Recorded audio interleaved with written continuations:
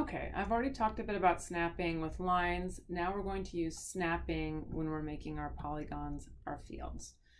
We're going to use the snapping tools to make sure our polygons don't overlap. There are many cases when you do not want overlapping polygons. So go to your advanced configuration. You can click on it there or click on open snapping options. Fields, we're going to snap on the vertex. Let's click in this gray space. Also say along the segment, meaning the border. So shift, segment. I didn't select it.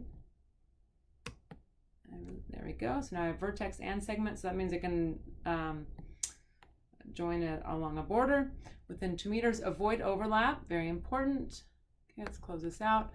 Let's go along here. This says you want to check out your advanced. Yep, okay, roads, fields, yes, okay, I'm checking it out, sounds good.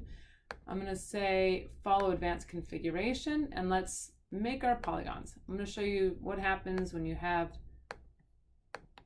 there's one field, yep, field number 1. I'm gonna do the second field and my snapping is on so that pink shows up. I'm gonna do that whole house. And I'm lazy, so I'm gonna shoot over. Oh, okay. Backspace that one.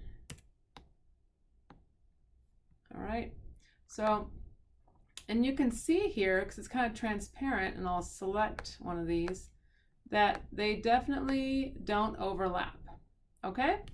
I made a weird little edge right there, but okay. Let's edit that. I'm gonna turn on my topological editing. I'm gonna hit that point, and I'm gonna backspace delete, okay? Hit that point, backspace delete. Now I don't have that little weird little anyway, so I edited it. They do not overlap because if they did and this one was selected, you'd see a little bit of that polygon underneath it, okay? And then they don't, they have a shared border. That's because I have the snapping on. Now let me draw another polygon. I'm gonna allow overlap, okay? And I'm going to draw another polygon. And this time I'm just gonna kind of, so my snapping, it looks like my snapping is still working because the pink is showing up. But what happens, that's just telling me that I could snap right there if I wanted to manually. But if I'm lazy, I just go like that. Like, okay, that's good. Now you can see, because I said transparent, that this one is overlapping. Okay, so that's one way of seeing if they're overlapping is you can set them to be kind of transparent so you can see when they overlap.